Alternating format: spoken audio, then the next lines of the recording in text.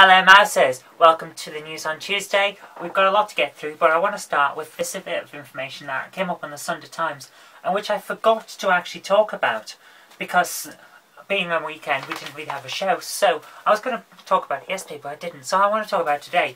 We have privateers back. Piracy has got to such a bad level that we've got private navies going out fighting pirates. That's just wow. I know the phrase history repeats itself is often used, but it actually is. And we're seeing it. Privateers.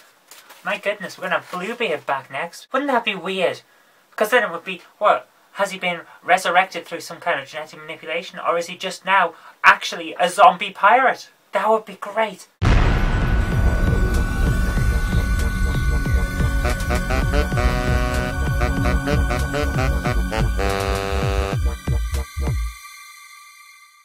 Keeping with the theme of resurrecting the dead, we have Adobe CS2. Creative Suite 2 came out in 2005, apparently very good. I don't personally use it. I have a copy of Photoshop 7 that I've been doing all of my comics work on since I bought Photoshop 7 way back when. Oh my goodness, I was still at university the first time when it came out. And that makes me feel old.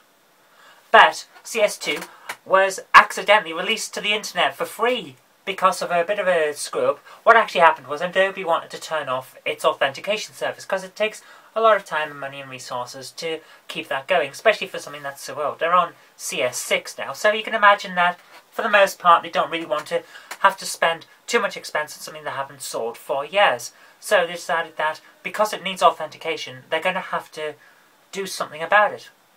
And they've taken the authentication out. You now no longer need to authenticate your copy of Adobe CS2, providing you're using the up-to-date software with its new serial codes. And just to make sure that you've got this, they put it out online. So anyone who has a copy of CS2 is supposed to be able to download the new version that won't require authentication in the event that you actually have to reinstall it again. But you'll need the new serial numbers, so they helpfully gave that right next to the downloads. That would have been all well and good if that page could only be seen by people who had an Adobe account and had logged in. But everyone can see it.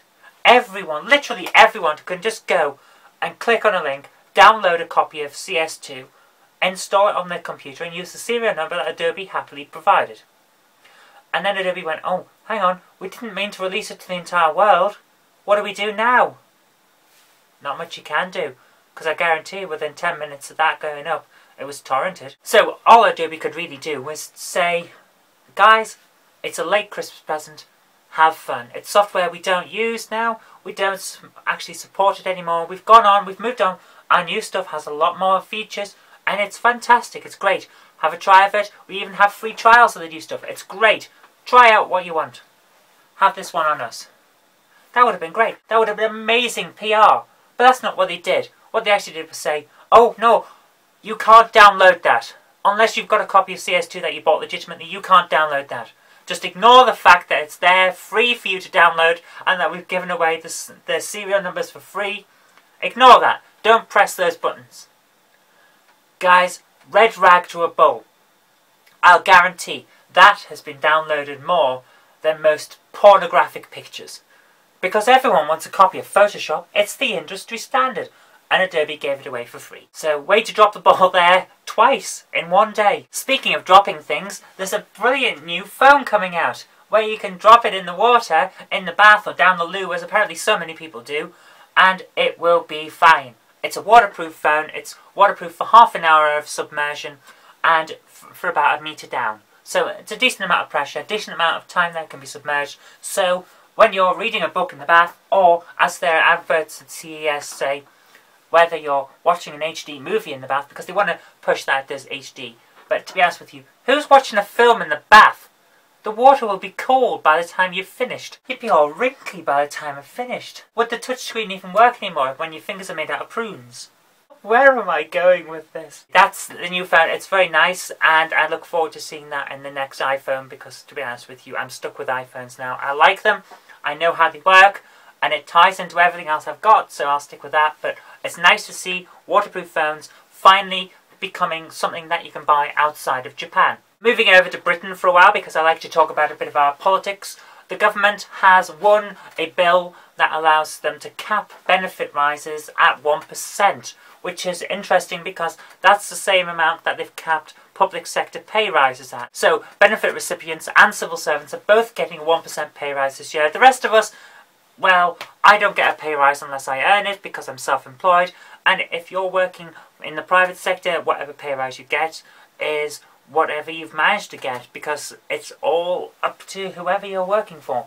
But for those who have government-controlled pay rises, this is quite useful. Because I really thought this wasn't going to go through. I really did. Because Labour have been, for a week now, tried to get rid of this bill. And to be honest with you, I'm not sure whether I can say yay or nay. Because, as I said yesterday, we're cutting benefits left, right and centre. So capping off the benefits that people are still able to get is a bit iffy. But at the same time, can we really put more and more into benefits when we can't put more and more into everything else? I am against cutting them entirely, and I really don't like the way that Atos has been dealing with the sickness benefits and disability benefits and everything like that. But at the same time, we have to have a limit on how much money can be pumped into it. So I'm torn, partly for and partly not, on the idea of capping benefit raises. But then again, it has gone through, so let's just see how it goes in the future. But that's really everything I wanted to talk about today, except for the amazing news that there are probably 17 billion Earth-like planets in our galaxy alone. This really does mean that the chances of us being the only intelligent life in the universe is practically zero now. If there's 17 billion Earth-like planets, then convergent evolution should happen at some point. Surely, we've seen it on our planet where cacti and succulents grow to look similar without any interaction between them. Marsupials and mammals, they often have similar styles of animal for similar environments. So if Earth is out there again, like the 17 billion Earth-like planets, surely on an Earth-like planet there's going to be a human-like creature, or at least an ape-like creature that might eventually, in millions of years, evolve into something like a human. That would be amazing to see, and the fact is, with 17 billion chances, it's probably going to happen. And that's amazing. This is fantastic news. Now all we need to do is demonstrate that life can exist off Earth, and hopefully, if Mars doesn't bring that evidence, then Europa will, or Titan will.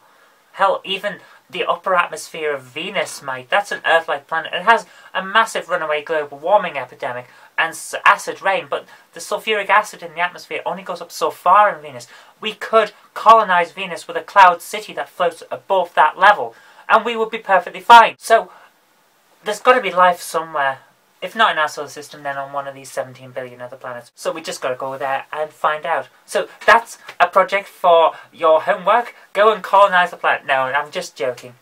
Let's just see what happens. But anyway, that's all I've got time for today. So thank you very much for watching. If you did like this, remember to click the like button, share it with your friends so that they can see what's been going on in the world as well, and subscribe for future videos.